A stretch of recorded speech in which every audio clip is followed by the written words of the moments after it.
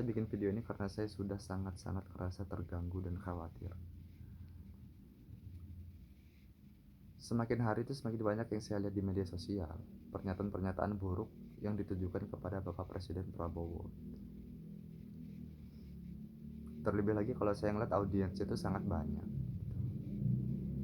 Apalagi kalau saya baca komentarnya ya, itu luar biasa gitu loh. Banyak yang mendukung pernyataan buruk tersebut dan gak sedikit orang yang menambah panas keadaan gitu, lewat komentarnya di kolom komentar itu.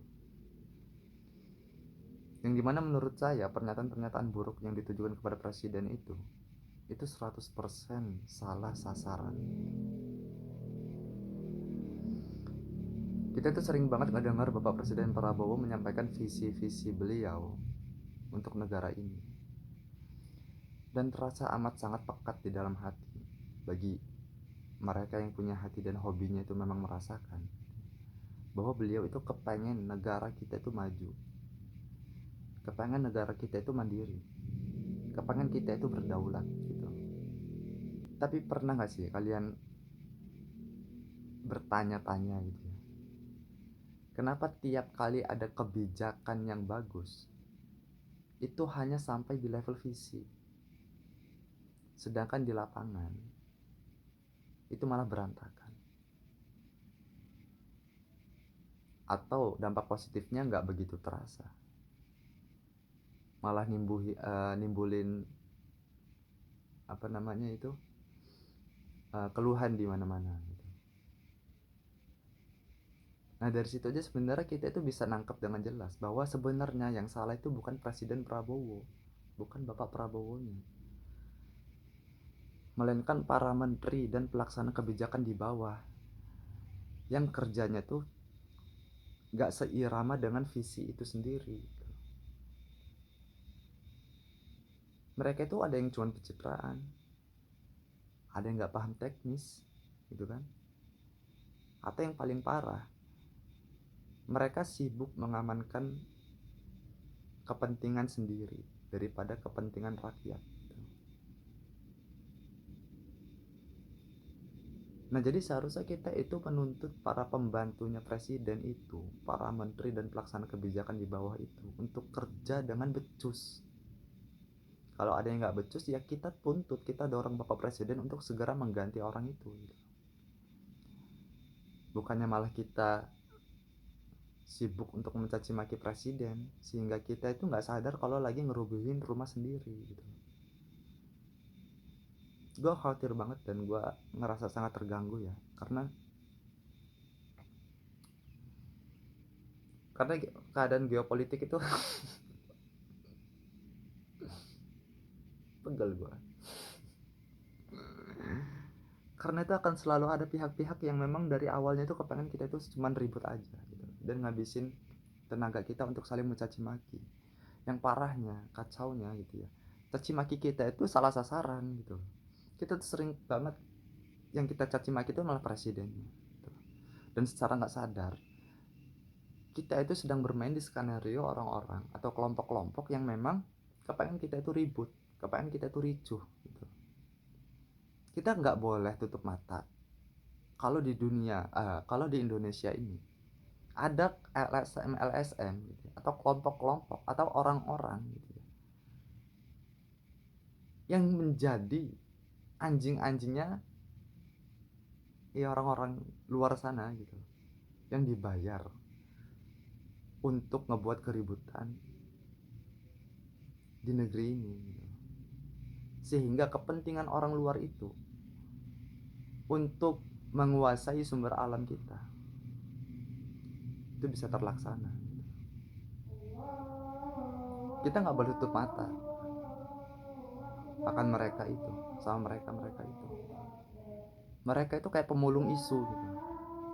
Kerjaan mereka itu nungguin bawahan-bawahan presiden itu, pembantu presiden itu, para menteri dan para pelaksana kebijakan itu membuat salah gitu. Udahnya mereka goreng tuh habis-habisan, terus dibuat sama mereka supaya terlihat kalau pemerintah ini gagal total gitu. dibuat sama mereka kalau ini nih dosa besarnya pemerintah gitu loh. Sehingga dari itu, dengan itu mereka jadikan bahan bakar untuk membuat masyarakat ini emosi, sehingga marah sama pemerintah. Yang kacaunya kita marahnya tuh digiring sama mereka untuk marah sama presidennya gitu loh. Itu yang kacau gitu loh. Padahal yang salah itu pembantunya presiden, bukan presidennya. Tuh, mereka orang-orang yang dibayar sama asing itu, ya nggak usah ngeles lah, nggak usah ngeles. Ada orang-orang yang kayak gitu tuh, ada kelompok-kelompok LSM kayak gitu tuh ada, itu nggak usah ngeles gitu loh. Gue jijik bener gitu sama orang jahat yang udah ketahuan jahat tapi kok masih ngeles gitu, enak pecahin juga palanya itu orang.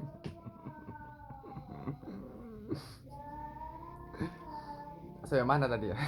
Gue nonton dulu. Mereka para orang-orang brengsek, kelompok-kelompok brengsek, LSM brengsek gitu, penyepong dana asing gitu, mereka itu nggak akan pernah ngasih solusi untuk menteri yang nggak becus gitu. Mereka mau isu itu terus panas sehingga mereka tetap relevan, dan titik-titik asing itu tetap ngalir ke kantong-kantong mereka gitu.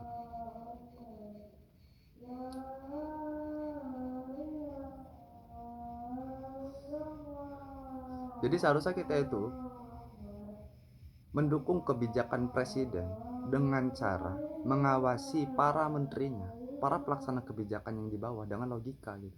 Kita tuntut mereka itu untuk bekerja dengan benar, bukannya malah terbawa suasana atau terbawa sama narasi-narasi para orang-orang brengsek itu untuk kita benci sama presiden, yang ujung-ujungnya menggiring kita untuk menuntut pemerintah itu jatuh gitu. Dan itu sangat-sangat berbahaya bagi kita semua gitu. Kita tuh nggak boleh mikir cuman cuman cuman mikirin satu negara ini doang, nggak boleh gitu loh. Nggak bisa, bukannya nggak boleh, nggak bisa, bahkan nggak bisa gitu. Karena kita hidup di dunia itu dengan banyak negara, dengan banyak kepentingan gitu. Nggak ada makan siang gratis.